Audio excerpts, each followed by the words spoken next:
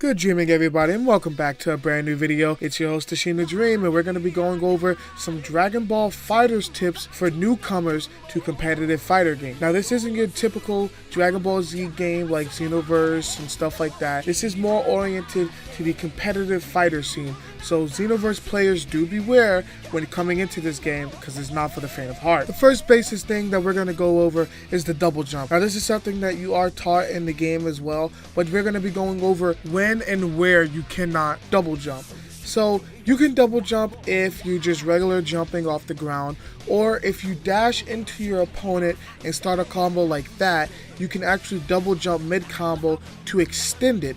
Another way to do it is to, if you're doing a regular combo and you hit them up into the air and you jump and you follow with them, you can double jump within that to extend that combo as well.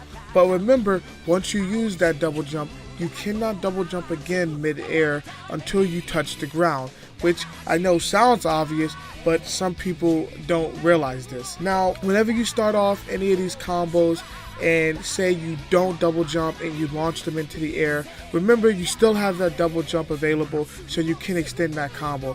These are just one of the things that you guys will get used to over time as you play the game and you get used to.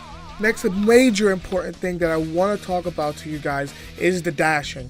Now, you must understand, once you dash the first time, that is another thing you cannot do right afterwards until you touch the ground and reset it.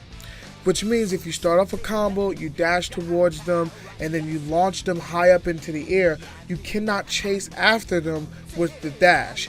But there is another way, which is by swapping out your character mid-launch by holding down one of your assist buttons and having them come in and dash automatically towards the opponent, and you can continue the combo like that. But just make sure you remember, once you use that dash, you cannot use it again, or you'll just basically throw a random key blast and drop your combo. Next major important thing we do want to talk about is learning when to time your dash ins. Now, you do not want to just dash in onto your opponent out of nowhere, because if you're fighting a skilled opponent and they know what they're doing, they will just simply down launch you up into the air and counter you essentially, and you'll basically be giving them a free combo right off the bat. You usually want to dash in onto your opponent whenever you see them do a move and it misses, or you see them open for an attack and they can't do anything about it. Those are the key scenarios that you want to look out for when dashing into your opponent. But also make sure you're looking out for your opponent dashing in towards you, because just like they can launch you into the air when you dash carelessly, you can do the same thing to them. Now, although this isn't a combo video, I do want to throw in two basic combos that are going to be your bread and butter now, and probably even when you get to the top advanced category as well. Now, the first combo is going to be a simple light, crouching medium, standing medium, and then you're going to jump up with them in the air. You're going to do another light, then a medium, and then you're going to use that double jump we talked about right after you hit that second medium, and repeat another light and then another medium. After that second medium, you're going to do a launcher. You're going to launch them into the air by pressing down in your heavy button. That's going to send them up into the air, and you're going to follow them with your dash button, whichever one you have that set to. After you do that, you're going to do a light and then a medium, and then you're going to do up heavy, which is going to smash them down straight to the ground.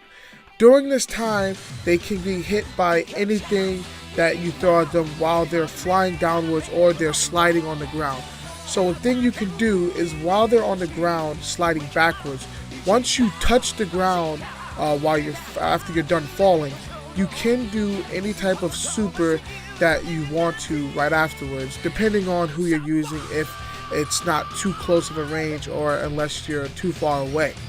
The last basic thing I want to talk about is, now I know this seems once again pretty obvious, but it's pretty apparent that a lot of people don't know this. Do not press buttons. And what I mean by this is, don't sit there and start getting flustered or frustrated in a match and just start pressing random buttons and just trying to do something. That is the worst thing you could possibly do when in a fight. You need to keep a calm, cool head, analyze the situation. Don't blindly rush into the fight.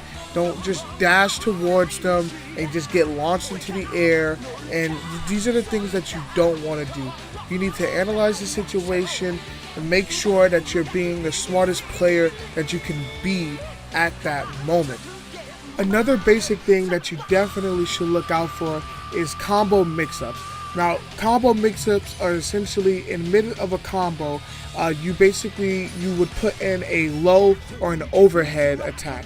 Now, lows are basically only blockable by blocking low, of course, and overheads are only blockable by doing a regular standing block. Now, the point of putting these in the midst of your combos is to throw off your opponent and basically throw them off guard, and that's how you would start some of your combos. Now, by doing a low attack in anybody, that will essentially start your combo with your bread and butter like we talked about before. Now, an overhead hit will not start a combo, but it will obviously damage your opponent if it hits them. Now, a good way, which is a little bit of an advanced tip, is to have somebody such as Vegeta on your team, which does consecutive hits on your opponent. And if you time this right with your overhead attack, they'll still be stunned after you hit them, and then you can go into your combo. But that's more of an advanced tip that I just thought I'd throw in there real quick. Now, there's obviously a lot more complex things in this game that there is to learn, but that will be for another video. This is more for the basic knowledge that everybody should definitely know when coming into this game. I hope this did help you guys out in some way, shape, or form. I really want people to get good at this game. I don't want people to play this game and simply throw it away because they just don't know what to do, they don't know how to play it, and they're getting absolutely trashed. I want many players to play this game, and I want everybody to have fun, competitive fights on it. But if you guys did enjoy this video, please smash that like button. It really helps me out and lets people see the videos. And if you aren't already, make sure you subscribe to the channel. There's going to be a lot more videos coming along the way for Fighterz, and I hope you guys stay tuned for that. But until then, stay happy, be positive, and never give up on your dreams. Goodbye now.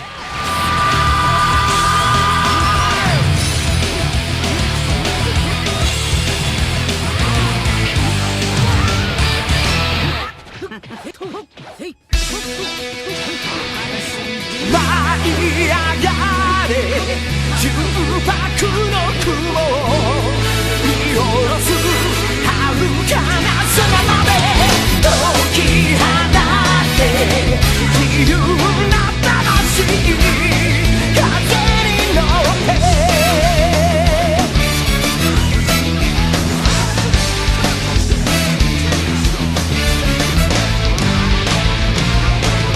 そして奴らもやってくるこの星狙ってくぜ荒ぶる予感 Fight, fight, fight 俺が地球の盾になるそうさとこと止まらず戦う青い地球が止まらず守るために立ち向かう